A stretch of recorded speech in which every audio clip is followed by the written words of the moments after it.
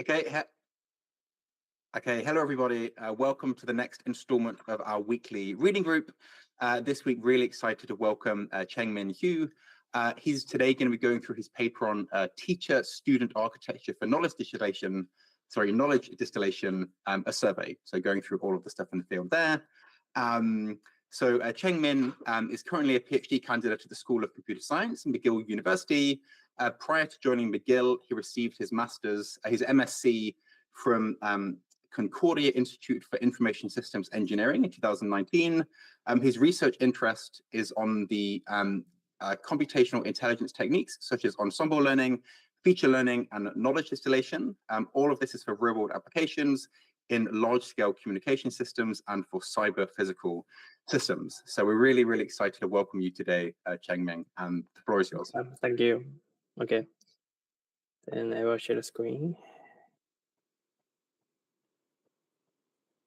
Yeah, hopefully it works. Also, I know we're having a few network issues, so if it's a bit choppy at all, I might maybe suggest to have the video off, but let's try it with video on for now. Yeah. So it's just the kind of square at the bottom with the arrow pointing up, hopefully should work.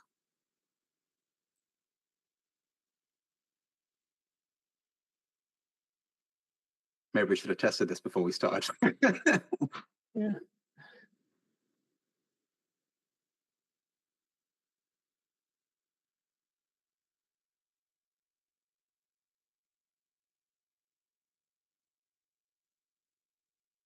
Are you managing to? Okay, there we go. I think it might. Yeah, catch the screen. Yes, there we go. There. I also think probably video off is probably a good idea. Yeah, just to make sure that the network latency works. Cool. Okay. Yeah. Well, the stage perfect. is Yeah. Okay, perfect.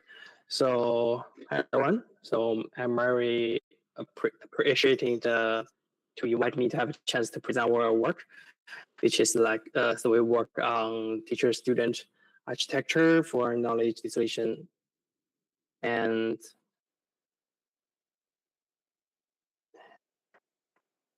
just a second. You're having trouble moving the slides across, I guess. Yeah, I got there's some like network connection issue. Just for a second. Okay, the perils of doing a live stream.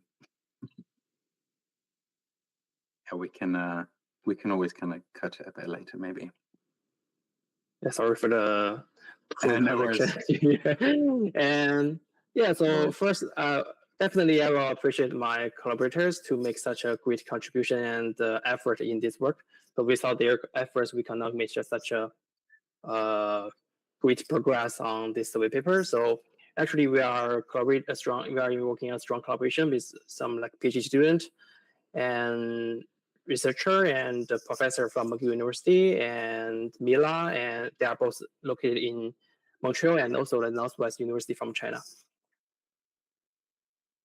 So here's the outline. So today I will introduce the distillation objectives, knowledge construction, teacher structure, and the conclusion at the end. So let's first look at the distillation objective first.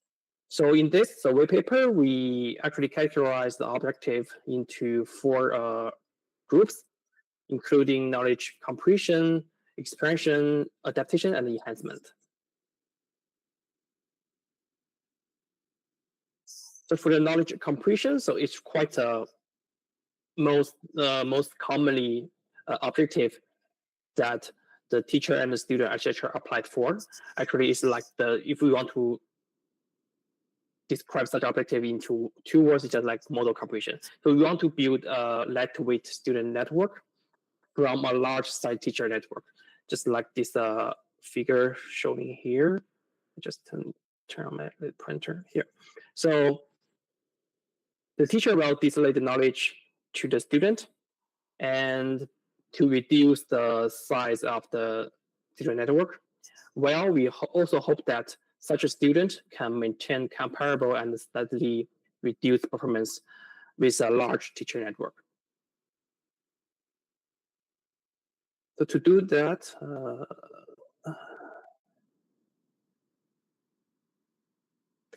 And I think the most one in the knowledge comprehension, sorry, there's No worries. okay. I think in knowledge comprehension, one of the most classic work is the vanilla knowledge dishes. I think some of you may have heard about it. This work, which was proposed by Hinton in 2014, and they are the first team to introduce idea of knowledge distributions. And generally speaking, so in vanilla KD, so our teacher network is pre-trained well, so which means that we don't need to train the student, we don't need to train the teacher, and just train the student. In that case, the training loss of the student network, you can see that it consists of two parts. The first term is just like cost entropy if we have a look into the classification task to minimize the difference between the student prediction and the ground truth. And the second term is the care divergency to measure the distance between the soft logics from teacher and student. So in that case, we hope to minimize such a care divergence here. In that way, we can learn the knowledge from the teacher to train the student. And also I want to mention that here the tau is the hyperparameter, which called temperature, to make the logics, or we say the prediction output from teacher be softened. And another classic work is a feature night. So which introduced feature embedding as additional knowledge representation, in addition to the soft logics from the vanilla KD. So in that case, for their loss functions, we have to introduce the additional loss term, which is here. The third one is heat loss, to minimize the distance between the feature embeddings from teacher and student.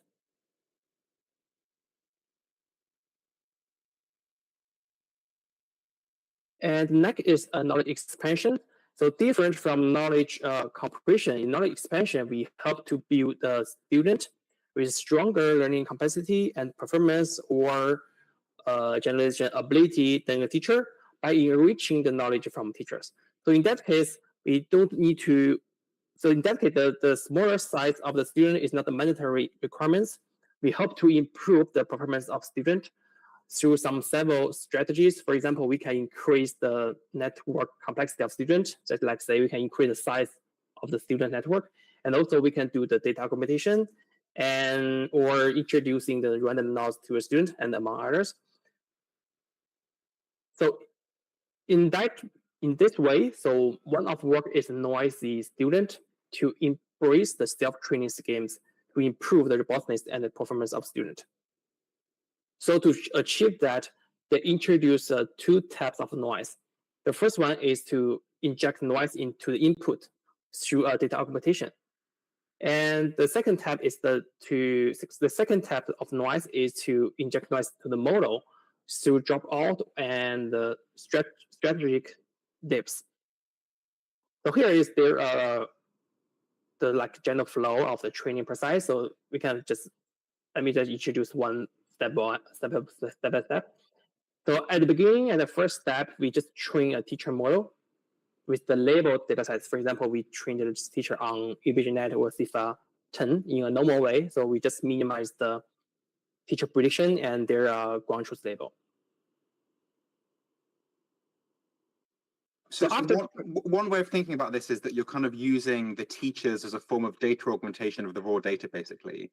So in a way, like obviously, like when you have a finite amount of data, you want to augment the data set by like doing, I mean, depends on the task, but maybe like flipping the RGB channels or rotating or distorting the image or whatever to kind of get better robustness. And what you can basically do is kind of distill the knowledge into the network, which then predicts classes, is this kind of probabilistic continuous spectrum. And then you use that kind of rich data source of like embedded knowledge in the network to then train another model alongside the data and kind of iteratively do this where the student keeps becoming the teacher of the next student. And it's kind of, can you frame this almost as a form of like intelligent kind of enriching of the original data set? Is that like one way of thinking about this?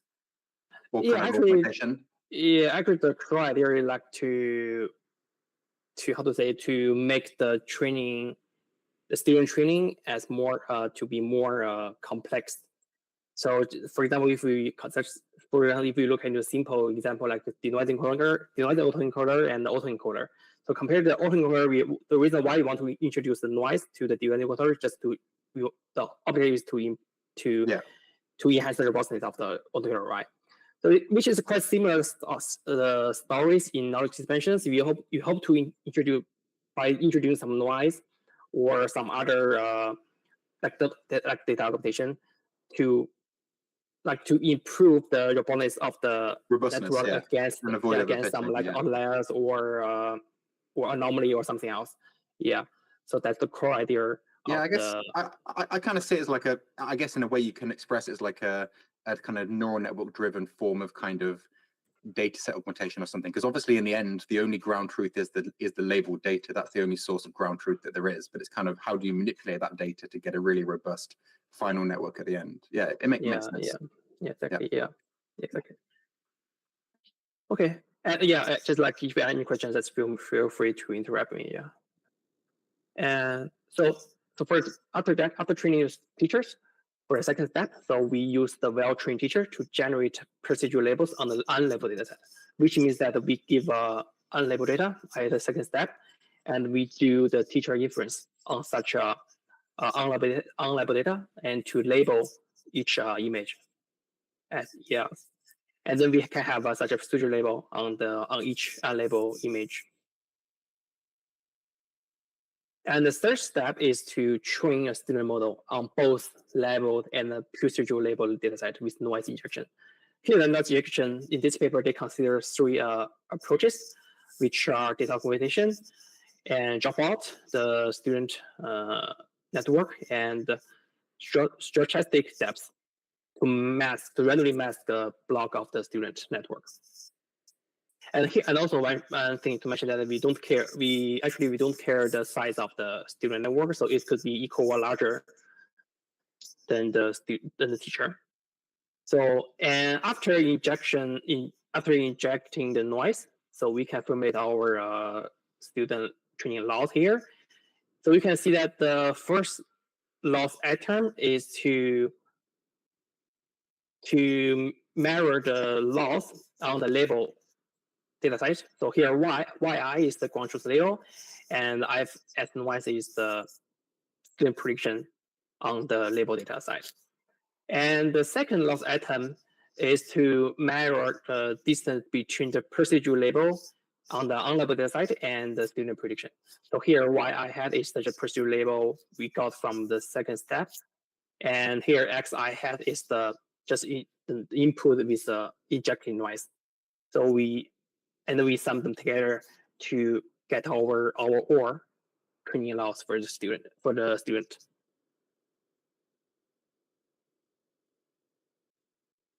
And then we train such as noisy, or we say the robust student at the third step and at the step 4. So we use such a trained student as a new teacher for the next iteration. And then we just use such a trained student and a new teacher, and we still input some new unlabeled data for the next iteration and repeat the above step 3 and 2 until the still performance converges. So through such iterative process, so our student can become the more robust at the end.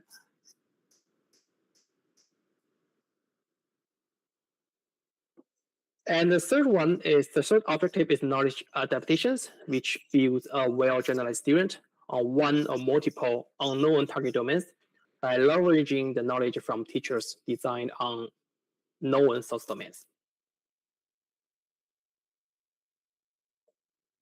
Sorry, so very question. Sorry, on the last one, I guess aside from it just being more robust, does it just perform better as well? I would kind of imagine in the same way that just data set augmentation can just lead to a higher accuracy score on kind of test data sets and things. I guess you basically get something that's more robust to kind of weird outliers, but also just better performing in general, I guess, with the final model. Like, I guess compared to the vanilla approach of just training the final student architecture initially on the raw labeled data, I guess you just get a much better performing model when you do this kind of iterative pseudo label generation, distillation from the previous teacher, and so on. Is that kind of a fair assessment? Yeah, I guess if I remember correctly, for sure the student using their proposed noisy student, their performance could be better than the vanilla KD and the teachers.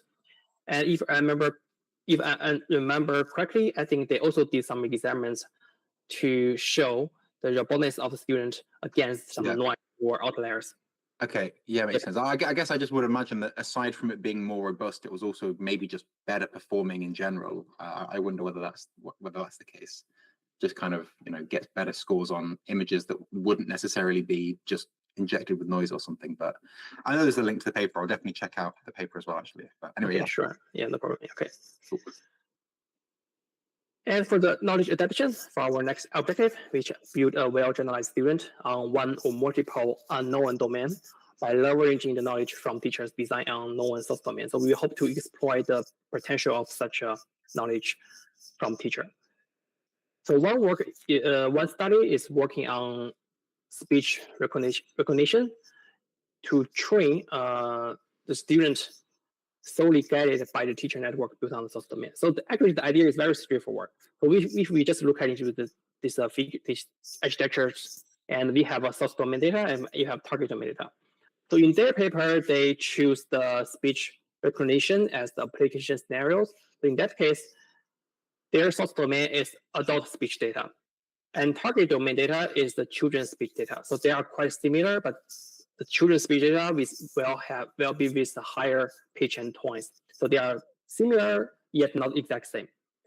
So we hope our objective is to train the student network to perform well on the target domain, which is the children's speech data.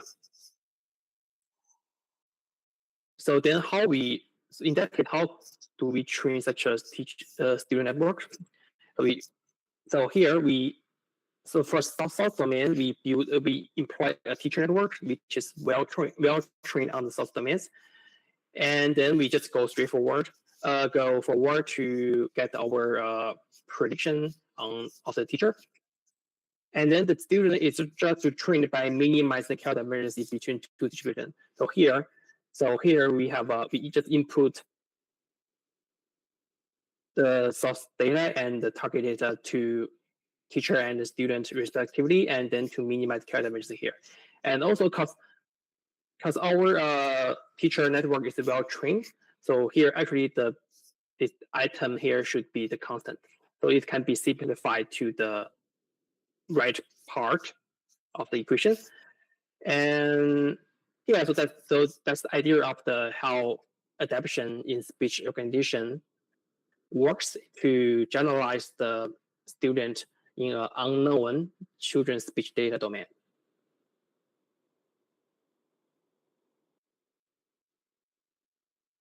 And the last objective is knowledge enhancement, so which is quite similar with the previous one, but there are a big difference is that in knowledge enhancement, it aims to build a well-generalized student that exhibits strong performance across multiple learning tasks, which is achieved by integrating task-specific knowledge from each unique teachers.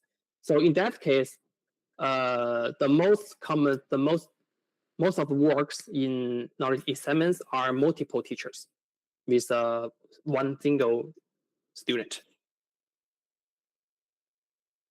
Sorry, can I ask you and I keep interrupting you, I'm very sorry, but on the previous one, knowledge transfer or what it was called, knowledge adaptation.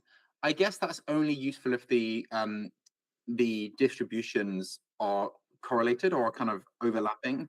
I imagine that if they're totally different distributions, then this knowledge adaptation is worse than just training the student from scratch. Is there kind of an inverse correlation between the effectiveness of knowledge adaptation and the similarity?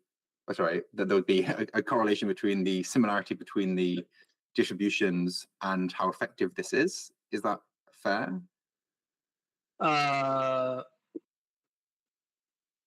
let me think. So if I understand correctly, so your question is like the assumption of applying knowledge adaptation is mostly focusing on well, I guess similarity between the subdomain, source and the target domain. I guess, yes, put simply, sorry, I guess my point is that knowledge adaptation only seems useful if the distribution that you're trying to learn with the teacher, if the distribution that the teacher has learned and the distribution that you're trying to learn with the student are similar. Otherwise, I don't see how this will be better than just learning the student from scratch, unless I'm misunderstanding the entire thing. But it seems like the teacher and the teacher knows one thing, you want the student to know something else, and then you're kind of minimizing the care divergence between those distributions to some extent. So there's a source domain. This only feels useful if the domains are similar. And I guess the only reason you would ever do this is because you just so happen to have a teacher that is well trained on a domain, and you've not been able to control that. You've just found it from somewhere, and you're trying to do something else, and therefore the best you can do is kind of adapt the knowledge from the teacher. But in an ideal world, it would be best if it was the same domain. Is this kind of the problem setting in which this would arise? Yeah, exactly. I totally agree with your point. So actually for knowledge adaptation, I think most of our works is about to embrace the knowledge distillation with domain adaptation. Yeah. So in that case, their objective is that, we have a similar domain, but not exact same. And we don't want to train a new model on target domain. So we want to borrow some idea or borrow some reference from the source domain, and then to get a new, or we can say we get a smaller model with the better performance on the target one. Yeah. For example, to reduce the computation cost. Yeah. So in that case, then we can some paper introduce on KD. Yeah. With the application of the domain. Yeah. But I guess if you have an animal image classifier, it's not going to be very helpful to try to adapt that knowledge into an LLM or something. I mean, it's just there needs to be related domains, I guess, is the thing. Yeah, exactly. Yeah. Okay. Sounds good. Thanks. No problem. And for knowledge enhancement, so they also want to build a well-generated student, but the slight difference is that such a student will exhibit strong performance across multiple tasks, which is achieved by integrating task-specific knowledge from each unique teacher. Which means, so in that case, it means that, so maybe, for example, we have multiple teachers, and each teacher is trained on a unique task, and then we combine these teachers to get a well-generated student. And such student can show good performance across all tasks. So in that case, the common architecture of the teacher and student architectures are about multiple teachers and a single student. So here, just like this, we can just take this paper as an example here. So in this paper, they have 4 teacher networks, and each teachers are independently trained on their own tasks or data sets. So in this paper, they select 4 tasks, which are image classification, object detection, semantic segmentation, and depth estimation. And they both have their own data set to train the teachers. So in that case, they will have multiple specialized teachers. And then we just, after getting our well-trained teachers, and we just input unlabeled data to do the pseudo labeling, then we can create a multi-task pseudo label dataset, which is also the multi-task dataset in this figure here. And then we will train the student. So such student will be trained on such a multi-task pseudo label dataset. And here is the architecture of their students. So actually, we just have one student with shared the ResNet backstone model. And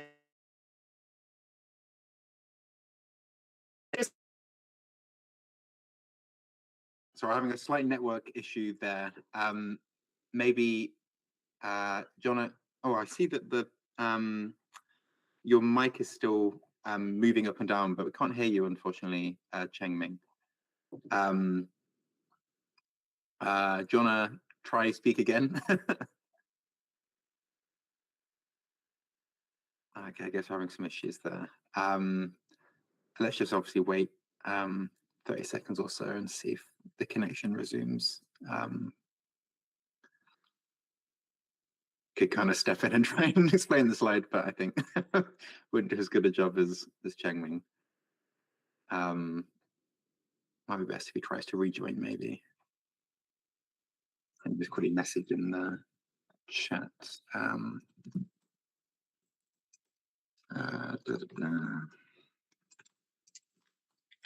Anyone's watching online, then I do apologize for the technical issues. Okay, so we've got Chengming joined again. Can you hear me, Chengming? Hold on, can you hear me? Yes, we can. Yes, sorry, I think there's some like network issue in my apartment, so I just automatically quit from the room. Yeah, just let me reshare again. Yeah, sure, no worries. Well, we have your screen share, maybe from the previous one you joined in. So maybe if you share now, it will kind of reshare from your new joining, I think. Yeah, there we go. Okay, fingers crossed that it holds up. You're calling from Canada, right? But we've not normally got issues there. I guess it's a kind of network provider thing or something, I guess. Okay, anyway. So can you see the screen? Yes, we can see the screen and we can hear you. So yeah, okay, go ahead. Okay, then I'll keep presenting. So so we, in this way, it's just about one student network, and to apply such a student network on different tasks, and so for this different task, we'll share the same ResNet backbone model, just like this figure here, and so the different nets will utilize the various feature representations. So for example, the image classification will use the top level feature maps, and object detection use multi-scale feature maps. Here is the blue map here, and then for the last two tasks, they will fuse the multiple maps here, and then to get the green one, and then just use such one to use such one as the knowledge to train the student. And for training the student, we just sum to do the weighted sum of losses from all tasks to train to get our student trained on the multitasks. But sorry, just to understand, in that situation, you would have like unique heads for each of the tasks or something like this? Yeah, if the student is able to do several, because when actually you said knowledge enhancement, in my mind, I originally thought it was the same task, but kind of different distributions of the data set. But fundamentally, the input-output representation is the same. But actually, in the one you just shared there, it was effectively different tasks, not only different data set distributions. And then I guess you need the backbone to have the shared representation. And then you need like task-specific heads, probably trained only from one specialized teacher each or something, I guess, because you can't do image classification and object detection and depth estimation and segmentation. Well, I guess maybe you can do all of them. I guess maybe the network does all of them at once in a one-shot manner, and then you distill each of those components or something.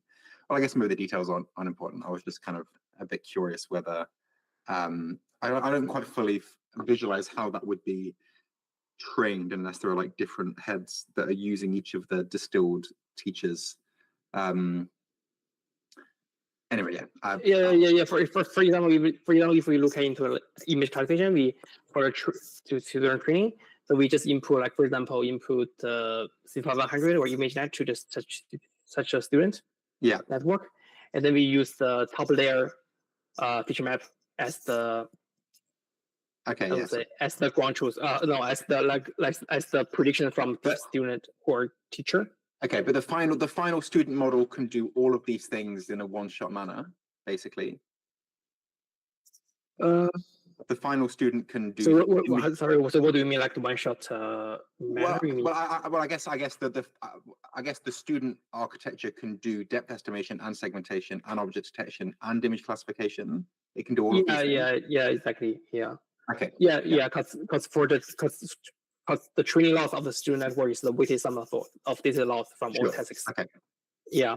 So Yeah, at the end, during the inference, such student can show how to say, show the well-generalized performance, across our different tasks. Yeah. No, that makes sense. I guess, sorry, the only observation I was saying is that basically, presumably there are like maybe some final bits of the network that only direct to the output in the student that's doing depth. And therefore, those parts of the network that aren't shared across tasks are effectively only being distilled by one of the teachers. It was my observation, but it's actually the shared backbone that's kind of being distilled by all of them.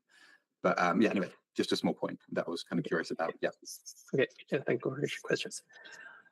And yeah, actually, that's all about our data objectives. So we have 4 objectives in. We have 4 objectives in the distillation objective part. And now let's look at to the second part, which is the knowledge constructions. And in knowledge constructions, the most commonly used knowledge representations are this is 3, including response-based knowledge, intermediate knowledge, and relational knowledge. So response-based knowledge, which is quite straightforward. So for example, if you look into the vanilla KD, so they just we can regard it as soft logics, or we can regard soft label as a response.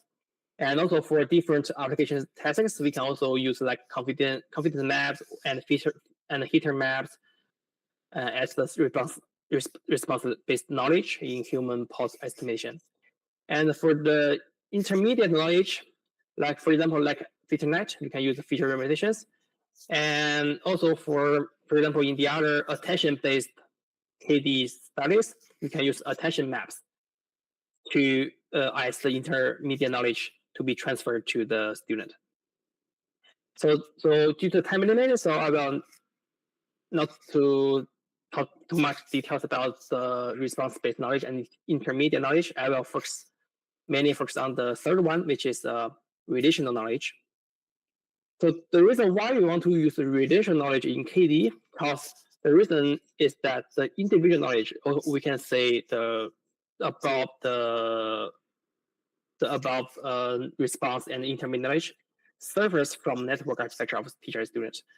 Because in that case, if we want to use the individual knowledge, we have to ensure that the representation from teacher and the student should be with this in that identical dimension, which is quite limited. And also, if we have also the relational knowledge is needed, which can help us to reduce the intra-class variations and enlarge the inter-class difference. So, for example, if we look into these figures, so we have 3 image. Their label are 4 bird. So if we just use the conversion KD, so we just want to push such a student prediction S1 to S3 to be as close as possible to teacher prediction T1 to T3. However, because this is a 3 image share the same label, so we think there could be some like structural knowledge or relation among these samples with same label. For example, just like this one. So maybe it's such a this 3 major could have such a triangle structure, and we hope the student can also learn such a structural knowledge. So in that case, we have to introduce relational knowledge in KD.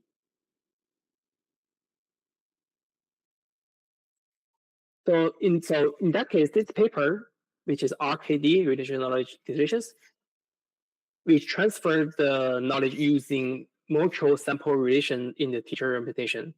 So compare with the conventional or with the individual knowledge distillation. So in RKD, they transfer the relation of among the multiple teacher embedding or teacher prediction to the student, and then they hope to minimize such relations from teacher and student. So how they do that? So in that case, to train the student network, first, for sure, they also have to minimize the difference between student prediction and the ground truth, which is quite entropy if you like into calculation test. But the difference is that for the second loss item, they try to match the same relational structures with that of teacher network. So here, the I's and T could be the representation of any layers from teacher and student. And the function of phi is the relational function to measure the relations among the multiple representation from teacher and the student respectively. So our next question is that what relational function phi should we choose if we want to formulate such a loss function? So in this paper, they've introduced two functions. The first one is distance-wise function. So they choose the Euclidean distance between repetition of two samples. So here is Si and Sj is the, for example, we can say the feature repetition, or we can say the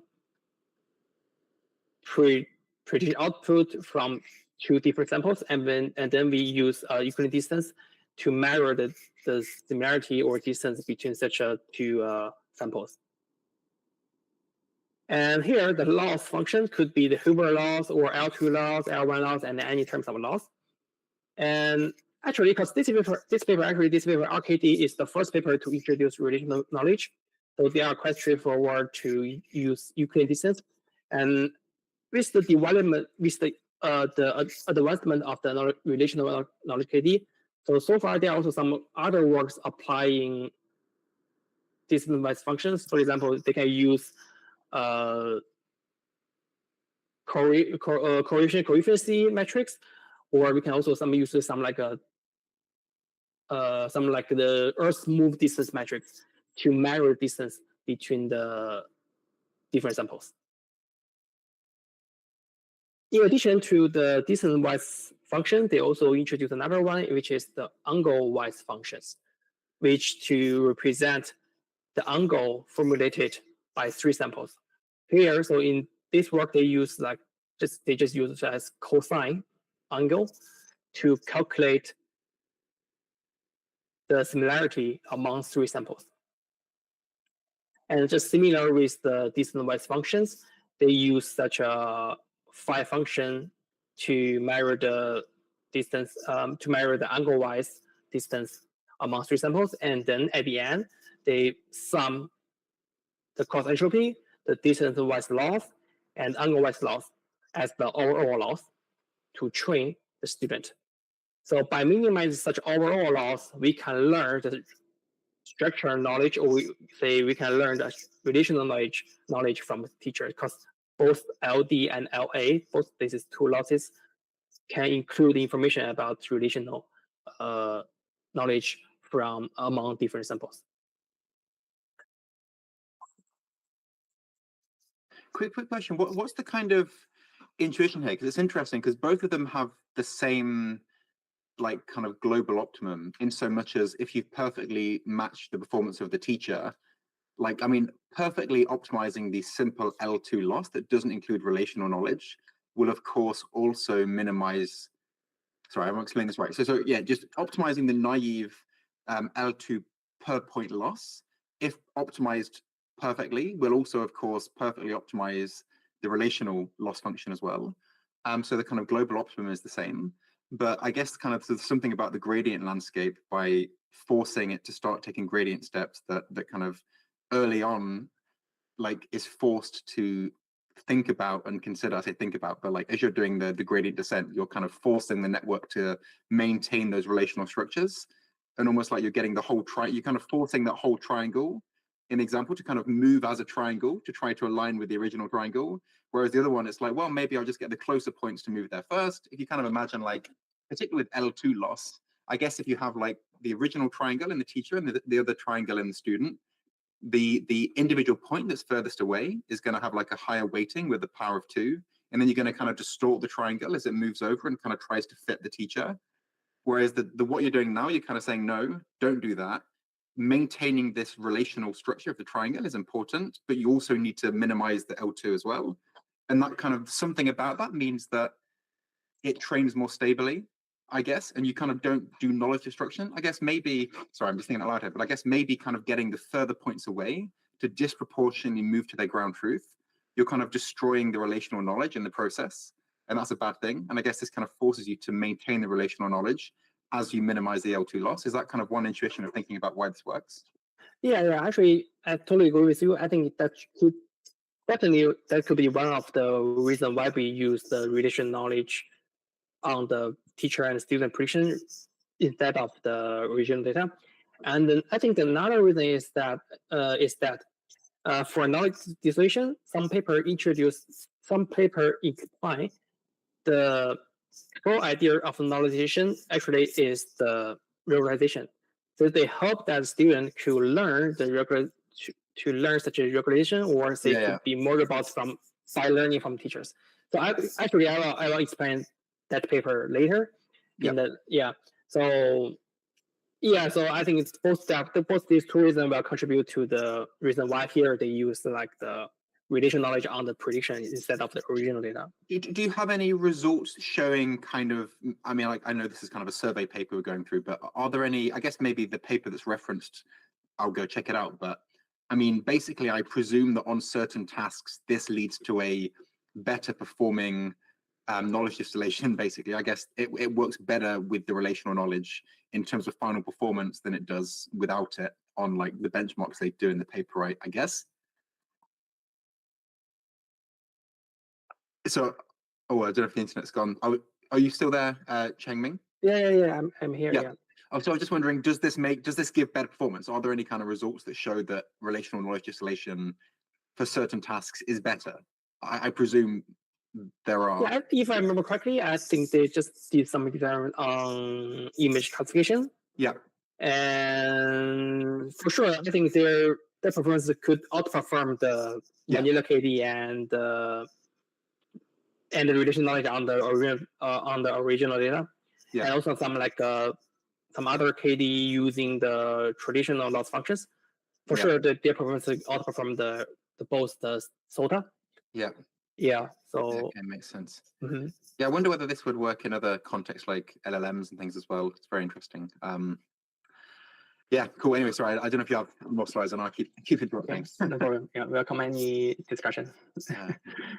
Okay, and yeah, so next part is our let's discuss about teacher-student architecture. And yeah, so the first two types of architecture is quite straightforward. So you can use like single teacher with a single student, just like vanilla KD or the works we discussed just now. Most of them are single teacher. And also we can use multiple teachers.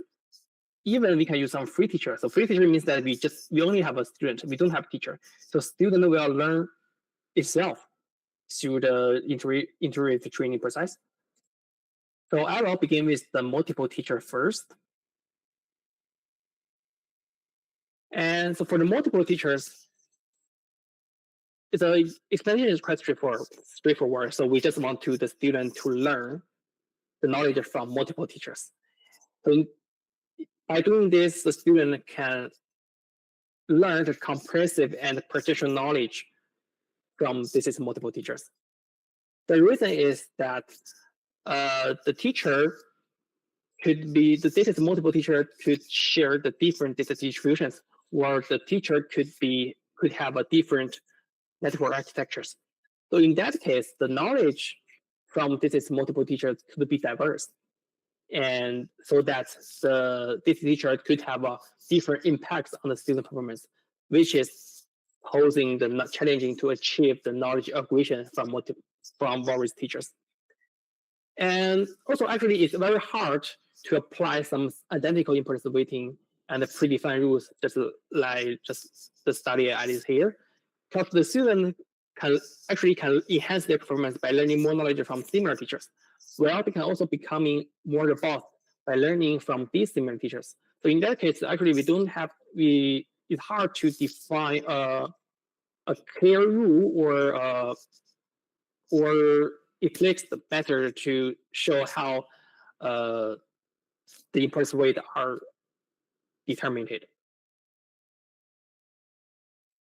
So in that case, actually, we propose adaptive multi-teacher weighting, which is named ADA teachers.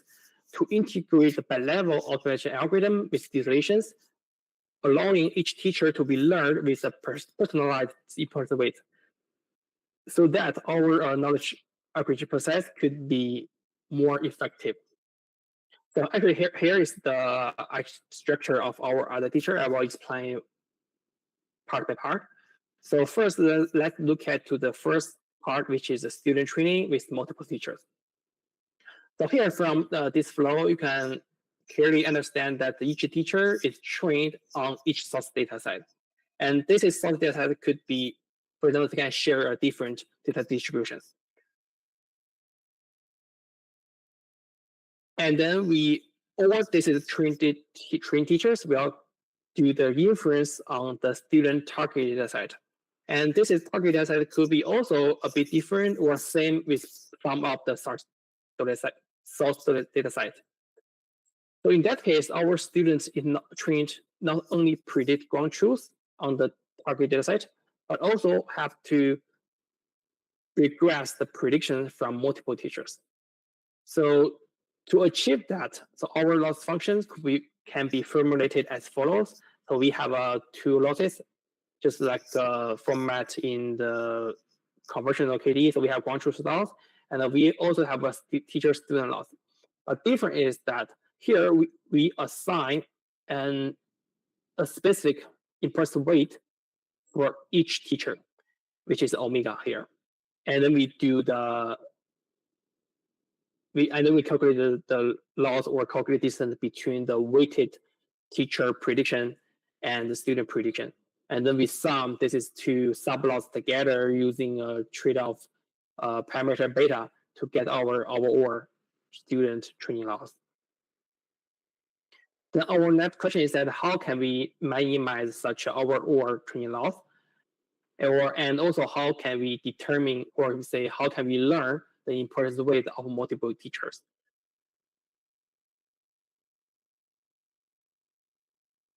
So to solve such questions, so we introduce bi-level optimization algorithm, which can optimize teacher input weight and the student network parameters together.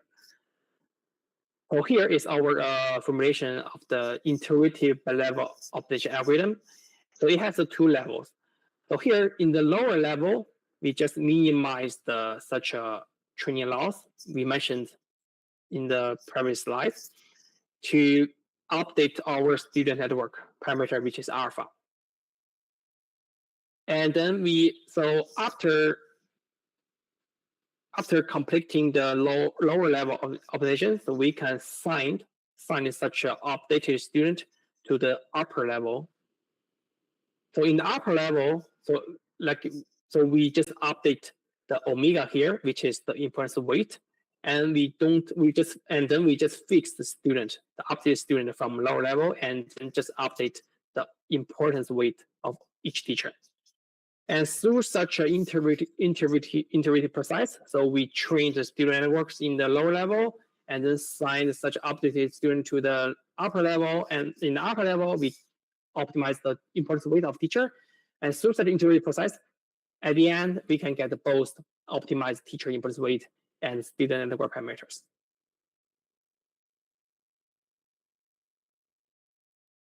And yeah, and the next one is the free teachers, which is also quite interesting, and which means we don't need any teachers. We just have a student and to train itself.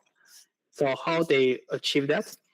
So this paper, which is published in CVPR 2020. So first, at the beginning, they did some like exploratory experiments to examine some like common beliefs.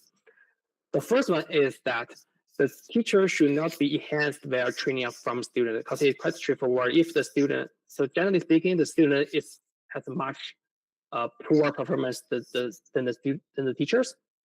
So in that case, the student cannot, if you want to use the student to train the teachers, there may not be some useful knowledge from student. So just like this reverse KD, so we have a student which is smaller size, we just need to reverse the distillation process to distillate knowledge from student to teachers. To examine this belief, they designed the first experiment, which is that the student will teach the teacher by transferring the soft logics from the student. And the second belief is that the poorly trained teacher should not enhance student, which is also like straightforward. For example, if the teacher cannot have a strong knowledge or cannot achieve good performance, we assume that such a teacher cannot effectively guide the training of student. So to examine this belief, they designed the second experiment, which is that the poorly trained teachers, with, for example, with a teacher with several early checking points, with the worst performance, teaches the student, which is the defective KD. And then let's look at the result part. So for the first experiment, so this is this table shows their result on CIFA 100. So they have a normal KD, they have reverse KD, which is to use student to train the teachers. So we can see that for sure the normal KD from their results can improve the performance of a student, which is the baseline. And also another interesting observation is that if we look into the reverse KD and the teacher baseline, we can see that the reverse KD can also improve the teacher performance over the teacher baseline, even we use the student as we even use the knowledge of the student to get the teacher training. So which is quite interesting and different from our assumed belief. And for the second one, the second experiment, that they just did some like early checking point to get some pro teacher. For example, we have a ResNet 18, with performance just of 15%, which is quite low. And then we use such a poorly teacher to train our student. And then we can see that even with such a poorly trained teacher with the poor performance, our student, our DEKD can still improve the student performance compared with the student only. So through such interesting observations, so this paper, they introduced the teacher-free distillations to explain the reason by viewing the distillation as a label smoothing organization and investigate what is the additional information in the dark knowledge. So here, so let's first look at the label smoothing relation. It's a equation of the LSR. So we have a QK, which is the ground truth distribution, and then we just add the uniform distribution to the ground truth distribution to get the Q prime, which is the smooth distributions. And then we can calculate the cross entropy loss function over such a smooth labels. And so here is I don't want to go to the details of each line of the equation, and just like after simplify this loss function, we can get such a format of the cross entropy loss functions here. So which includes the H could be cross entropy or some other loss function between the ground truth and the prediction, and here and then the character variance between the uniform distribution and the student prediction.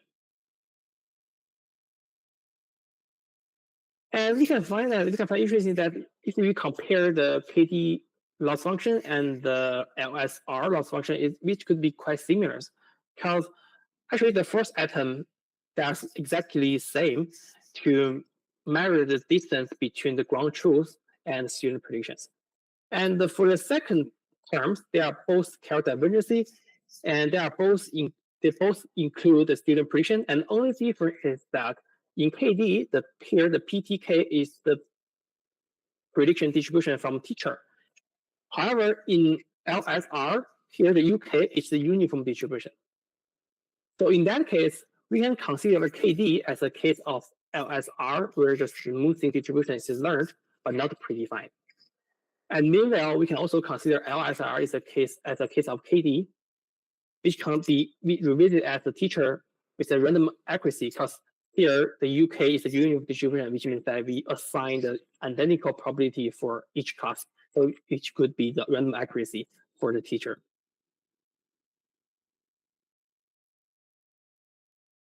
So based on such observation, they introduced two types of teacher-free distillation. The first one is the self-distillation, which train. So they first train the student to obtain a pre-trained model, and then they use such pre-trained model to provide soft label to train itself. So here the PLT is the pre-trained, is a well pre-trained model, and P-tau is the student model at this basis of iteration.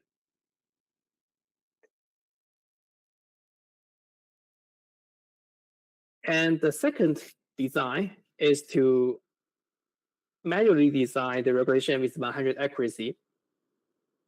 So here, this equation shows how they formulate such a manual regression item. So here, they just introduce A, which is the hyperparameters, larger than 0.9, which means for the indicating the correct probability for the correct label, which means that the teacher will have a 100% accuracy. And then they just use such a probability distribution as the teacher to get the student training. The idea behind that is from the previous slide we talked about it. So we could do the. So actually, we can learn from uniform distribution, and if we replace such a uniform distribution by another well regression item for through such equation, so then the student can be better improved through such a teacher-free distillation compared with the idea using the uniform distribution. Yeah, so actually this is just idea of teacher-free distillation. So they introduce two designs of distillation schemes without any teachers. They just use like a self-training of student, or they design a manual regression equation as a teacher.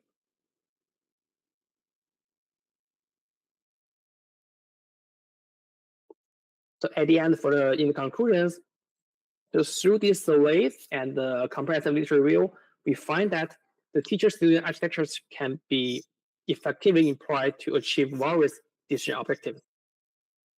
And for the knowledge information, the knowledge can also be constructed with a various representation, such as response-based, interpretive knowledge, and relational knowledge. And our student and teacher and student architecture can also be flexibly designed given various application scenarios. And so at the end, I also like to discuss some potential ongoing direction in KD. And maybe the first one is the search or the design of the optimum teacher-student architectures, which is quite close to the topic area in neural network search, which means that because based on current study, some researchers find that if the set gap of the teachers between the teacher and student increase, the student performance could drop with a large could drop to some large extent. So in that case, how can we design a good or a perfect pair of teacher and student architectures, which could be very important. And the second direction is that the most of the KD works are focusing on classification learning tests, which use like soft logics or feature maps as knowledge. However, there are still quite limited work in regression-based knowledge learning tests to show how they formulate the representation of the dark knowledge, which is also quite interesting directions in KD. And also one thing I want to talk about is because we all know that the language model is very interesting and promising direction so far, especially in AI and machine learning community. So there are also some emerging work to use like KD and to integrate KD with the language model to show how the KD can, for example, can compress the size of the language model and then to deploy such a compressed model on device to do some on-device language model, just for example, and which is also quite interesting and emerging directions about KD and about integration of KD and AI. Yeah. And yeah, so that's all about my presentations. And thank you for your listening. And if you have any questions or interesting idea or comments, and please feel free to contact us. And yeah, there are some like through scanning the QR code here. Yep. Thank you. Amazing. Well, thank you so much, Chengming. Yeah, again, a big round of applause. I know people are already doing so. Really interesting talk. So yeah, well, first of all, are there any questions in the room? I know we're yeah. Well, Anvar? Yeah, just wanted to ask, in the context of model compression, what do you think are some of the downsides of using knowledge distillation as opposed to, say, training the smaller model entirely from scratch? I mean, is there any good reason why Llama 7B and Llama 13B aren't distilled versions of Llama 70B, and they're both trained from scratch, just like Llama 70B? Do you have any intuition about that? Yeah, actually, that's a good question. Currently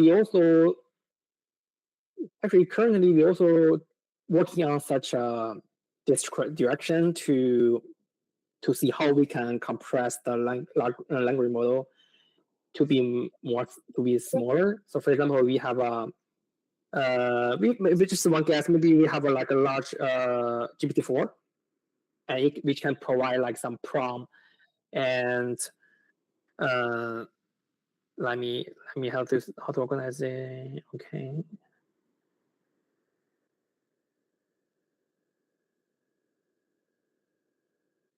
Okay, let me put it this way.